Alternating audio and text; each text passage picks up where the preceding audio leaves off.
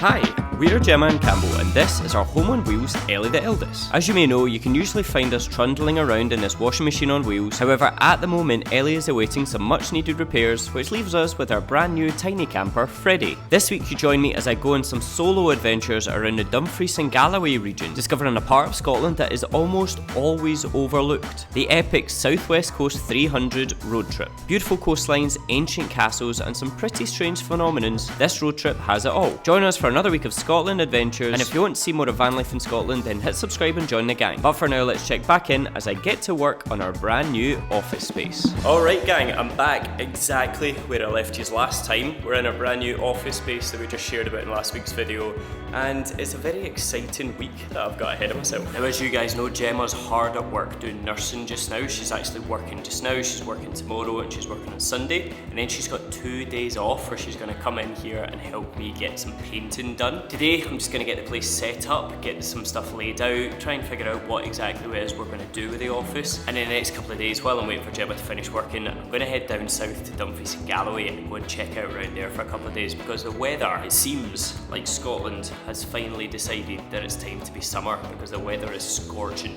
First things first though, I do need to actually work out what I'm doing here, because as you guys know, we live in a van. I've only ever done a renovation project with vinyl, never painted before, so this is brand new territory to me. So what is it exactly that I've got in this mystery box of wonders? A couple of big painting mats, an old t-shirt, rags, masking tape, some bin bags. There's also a B&Q earlier. I picked up some rollers, paint brushes, more masking tape, and then a paint roll thing, and of course this little tester. So what we're thinking about doing, this is like a kind of sage dark green, similar to actually the colour of the tin, and what we're going to do is cover this whole wall on this side, that wall over there between the windows and on either side of it, and then I reckon down along the walls to kind of join up two sides of the room and like kind of unite the room together. Okay, here goes my first lick of paint. That looks good. I'm happy with that. However, if I keep going at this speed, I'm going to be here all day, pull out the big boys.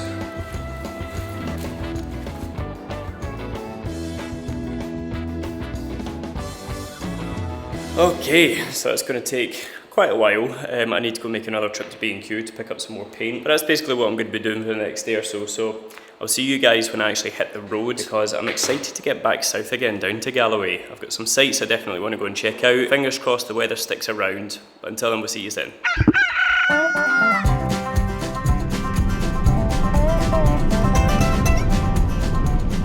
Oh guys, what is that weather all about, man? It's not supposed to be raining today, this was supposed to be a sunny adventure. Now this is a perk of a low roof van. Don't even need to leave to get a coffee. Hi there, can I get a medium decaf latte please? Alright gang, so as you know, Gemma's actually working today. I've basically been just working on either the office or sitting at my other desk for the past like 2 weeks now. I know, it's a hard life, but I've been desperate for a bit of adventure. So what I've planned to do is we're heading down, or I keep saying we, it's not we, it's just me. I'm heading down to Dumfries and Galloway. I'm going to go and check out the national park around that kind of coastline. Some of you might have already heard of it. It's a road trip called the South West Coast 300, and we're kind of planning for possible future books. So I thought I'd get down there, start to do a little bit of a recon around that region, and then just go and explore some of the sites. The first one I'm heading to is got a place called Dumfries House. I read online it's free to go to, and then it's got this really cool thing called the Chinese Bridge, which I want to go and check out. First things first though, a good coffee.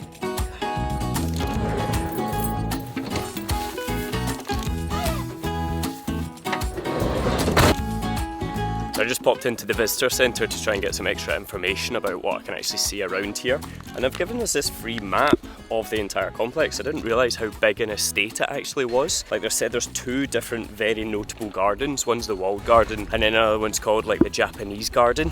Both of them are like a kind of honesty box donation if you want to go into them. They're only maybe £3 entry, so it's not a lot of money at all. And in the rest of the estate you can actually just wander around for free, and it is very dog friendly as well. I've seen a lot of dogs kicking about. I'm going to walk up and check out the actual Dumfries house and see if I can get a nice wee vantage point of it from up here as well. But so far it's looking like a proper beautiful estate, especially at this time of year. It's very rich and like vibrant, and there's a lot of flowers, and it reminds me a lot of the Inverview gardens up in the North Coast 500.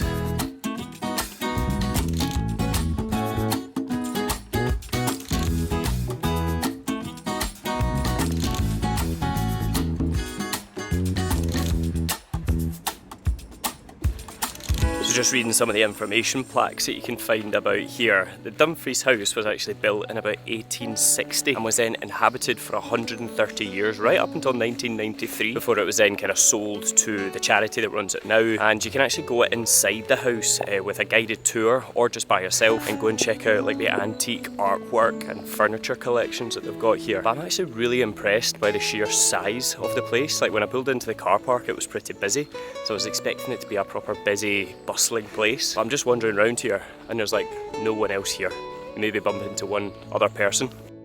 So it's a very peaceful little spot to come and explore.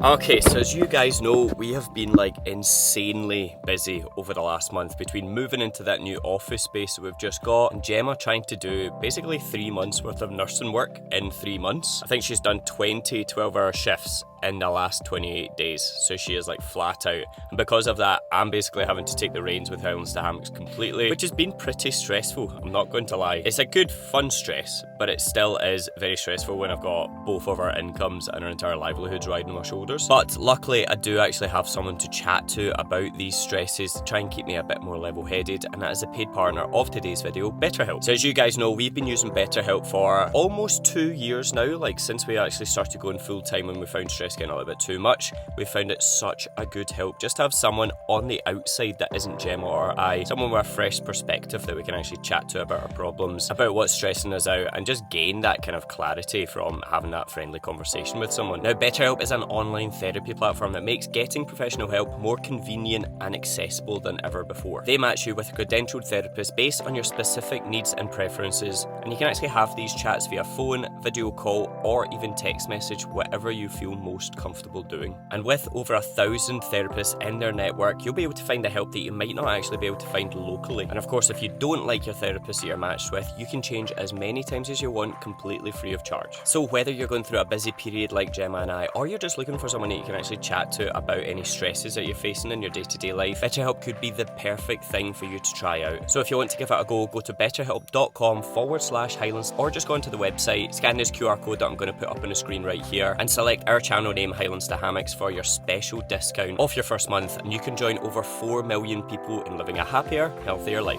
From here, I headed west to the beautiful Ayrshire coastline to join up with the South West Coast 300 road trip. The first stop being at Dunnure Harbour and its incredible cliffside castle.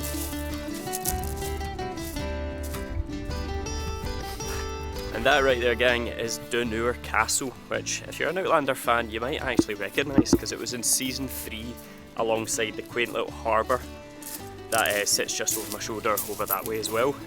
Decided to stop off here just to come and actually check it out. I've never been an Outlander fan myself, but I still kind of love these like movie locations and kind of seeing what they actually look like in real life as opposed to on the screen. And it's basically this giant castle ruin that sits right on the edge of a cliff, kind of sitting on top of the sea. As you can tell, the tide's quite far out just now, so the tide would usually be right up, crashing up against these rocks here. But it's quite an impressive castle ruin.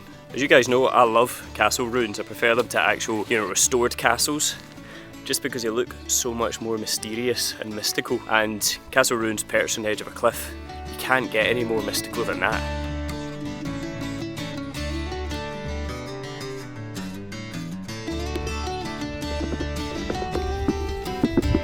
Oh god, that rain's coming back in again.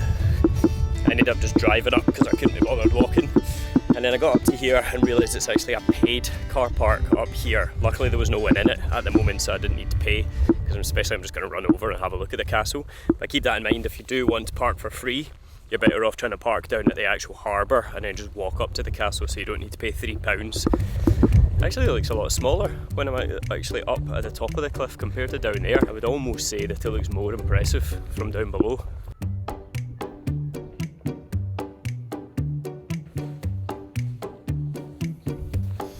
You can honestly just tell how hard a castle this would have been to actually storm and capture. Not because of the cliffside vantage point that it's got, but because it's literally got a gym for the knights to train at right on its doorstep. That's how you know they were strong. This was the Knights of Dunnure training programme. Defend the castle! I'll save you! Now this next stop I'm at is a place called Electric Brae, which apparently is like some kind of supernatural site that is if you park on it, you feel like you're rolling uphill. Now I feel like, just before I do anything, like, I feel like I'm sloped towards the front of the van. So I guess the point of it is like, I should be rolling backwards because I feel like I'm rolling uphill. Let's see, I'll take my foot off the brake. I'm sitting perfectly still. I've not moved an inch. Am I in the right spot? Maybe the council have been out and levelled it. No. Anticlimax, guys. False advertising. Don't know what's going on. There's a wee slab over here. I'm going to jump out and have a wee read at it though. So it says that stationary car on the road with the brakes off will appear to move slowly uphill, and the term electric dates from a time when it was incorrectly thought to be a phenomenon caused by electric or magnetic attraction within the Brae. Interesting. I think it's to do with an optical illusion because there's like hills all around you basically, so it looks as if it's rolling the wrong way. Maybe Freddy's just got a squint wheel or something so it doesn't work on me. I also like how they've installed electric hookup here, so maybe that's why it's called Electric Brae, so you can get a free camper van hookup if you park here. Maybe a bit broken though this time. Okay guys, this has got to be the fanciest lighthouse or entrance to a lighthouse that I've ever actually visited. What is that all about? I was just expecting it to be this kind of like tiny little car park, usually at the end of a road, right beside an old lighthouse. This is like swanky, man. And so there's a signpost here that might explain why. Ah, birthplace of Robert the Bruce. That might explain it. Big up, my man Robert the Bruce, Scottish hero.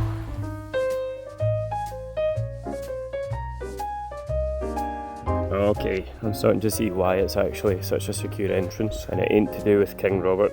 It's a golf course. I didn't think it was very secure for just some lighthouse that an old guy was born at hundreds of years ago.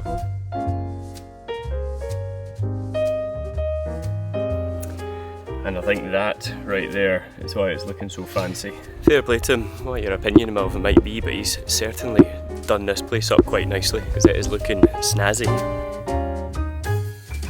So I've come to a place on Park for night. I saw it was just to the north of Dunnure Castle. Because as you can see guys, the weather has proper turned on me. It is just another miserable day. There's not much else I can do. So I've decided I'm gonna cook dinner. It's 5:30 now. And then I reckon I'll just chill out here for the rest of the night. There's a okay phone signal. Let's go, I'll give you a tour of our micro camper, I guess you could call it, set up, in case you've missed that already. Come check this out.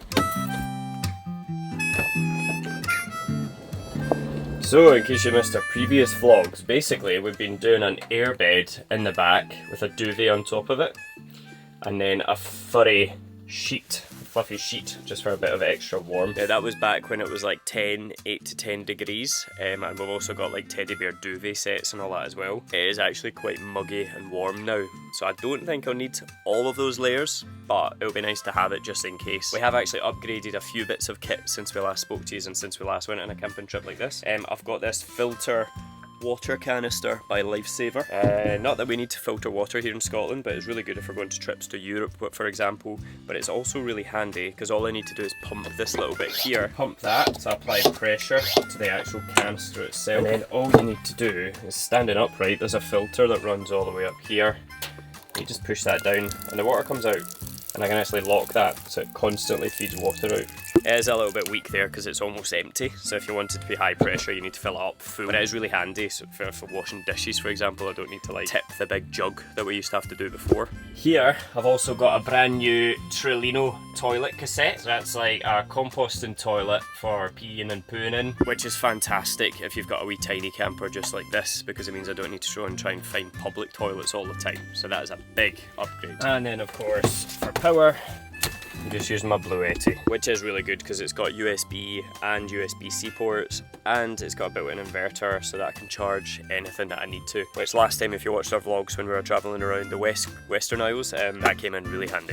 Now it is exciting times actually for Freddie, guys. I forgot to say to you is that our windows and insulation for it has just arrived last week, so that's going to be the job over the next couple of weeks to get all of these panels and stuff off.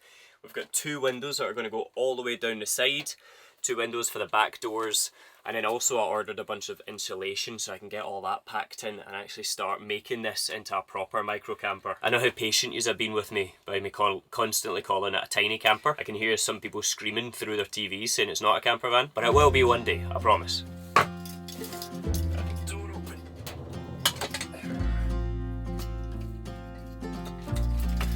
The other good thing about the Trulino is it also doubles as a kitchen, as you can see. So I guess that goes back to that whole Dettol advert that says, did you know your kitchen has as many germs as a toilet? It's because it's the same thing, mate. What are you talking about? How has my life come to this, honestly?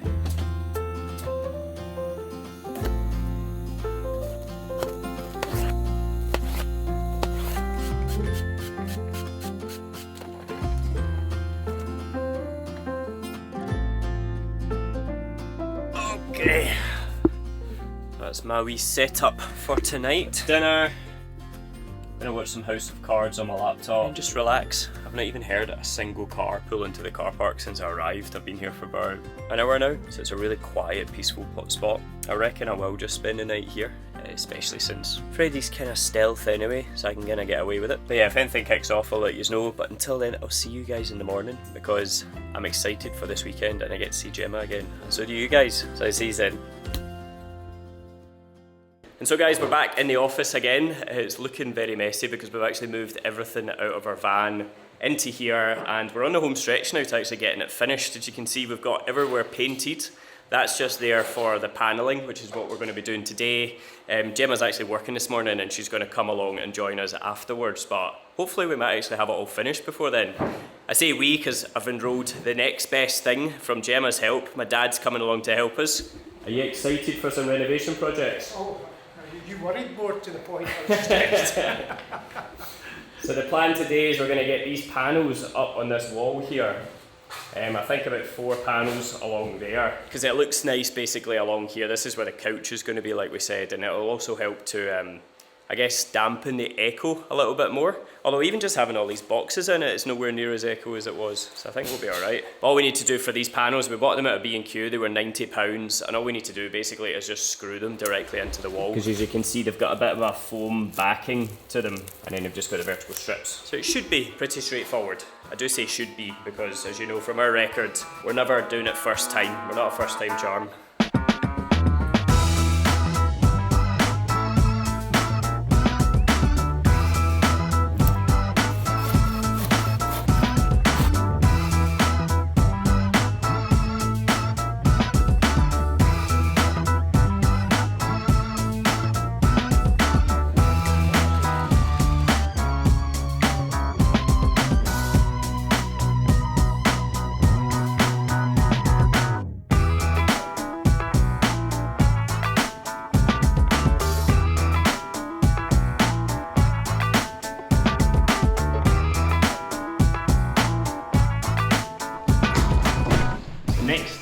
We need to get both of the new desks that we bought all set up. I'm hoping it's going to be as easy as the IKEA ones that we previously have kind of bought from IKEA before, but I don't know if it will. Right, do you want to get that one and I'll get this one? We can have a race? Yeah, I'm not having a race. I'm going to read the instructions, make sure we get it right. See, that's why you bring your dad along with you, so he can read the instructions and work out what I did wrong.